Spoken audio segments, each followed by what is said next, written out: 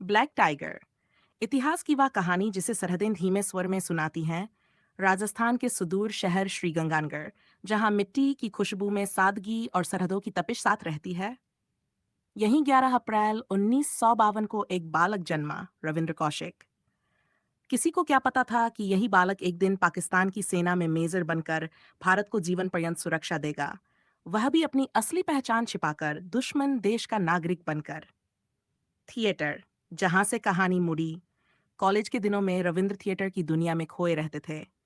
हर किरदार उन्हें ऐसे अपनाता था मानो वे उसी के लिए जन्मे हों। उनकी आवाज, आक्रामकता, बोलने का आत्मविश्वास, सब कुछ रॉ के लिए आदर्श था। रॉ की निगाहें उन पर ठहरती हैं।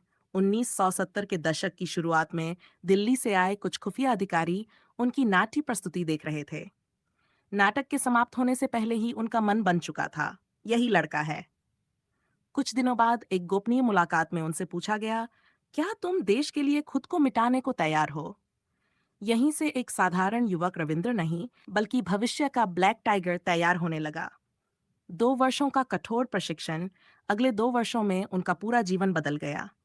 उन्हें नया नाम मिला, नबी अहमद शाकिर, कराची का रहने वाला एक पाकिस्तानी मुस्लिम युवक। उन्हें उर्दू का पाकिस्तानी लहजा, इस्लामी संस्कृति की बारीकियां, पाकिस्तानी समाज के तौर तरीके सब रग रग में भर दिए गए। उनकी जिंदगी का असल जन्म यही था।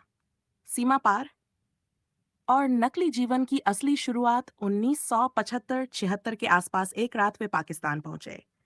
धीरे धीरे उन्होंने समाज में खुद को ऐसे घोल लिया कि कोई शक तक नहीं कर सका। कुछ वर्षों में वे पाकिस्तानी सेना में भर्ती हुए, लेफ्टिनेंट बने, फिर कैप्टन और आगे मेजर के पद तक पहुंचे। ये किसी जादू जैसा नहीं था। ये बुद्धिमत्ता, साहस और अद्भुत अभिनय का मेल था। गुप्त सूचनाओं की धारा पाक सेना की अंदरूनी बैठकों, हथियारों, सीमाई तैनाती और गोपनीय योजनाओं की जानकारियां वे लगातार रॉ को भेजते रहे। उनके भेजे हुए संदेश भारत के लिए कई बार जीवनदायी साबित हुए। रॉ के एक अधिकारी ने कहा, यह ब्लैक टाइगर है जो अंधेरे में चलकर दुश्मन के किले के बीचों बीच पहुंच जाता है। एक एजेंट का दर्द कराची में रहने के दौरान उनकी मुलाकात अमना से हुई। दोस्ती हुई, रिश्ते बने, फिर विवाह। अमना को कभी अंदाजा नहीं हुआ कि नबी की असल पहचान कुछ और है।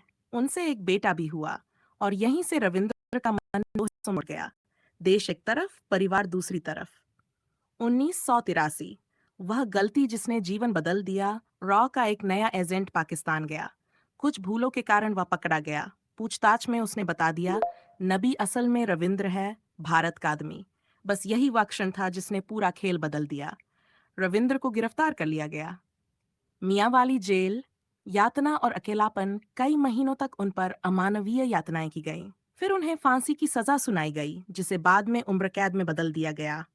उन्होंने जेल से अपने परिवार को पत्र लिखे। हर पत्र में दर्द, अकेलापन और देश के लिए असीम प्रेम टपकता था। एक पत्र में लिखा, मैंने देश के लिए सब कुछ दिया, पर आज मैं अकेला हूँ। क्या मेरी कुर्बानी याद रखी जाएगी? अंत 1985 या 1987, उनकी मृत्यु की सही तारीख आज भी धुंध में है। कुछ स्रोत 1985, कुछ 1987 बताते हैं। कारण बीमारी, सड़ी गली जेल स्थितियां और सतत अत्याचार।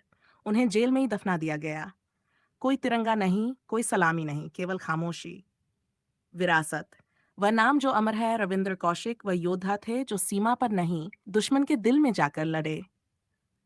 उनके साहस और बलिदान को रॉ ने सर्वोच्च अनौपचारिक उपाधि दी, ब्लैक टाइगर। वे आज भी भारतीय खुफिया इतिहास के सब साहसी हाइयों में से एक माने जाते हैं।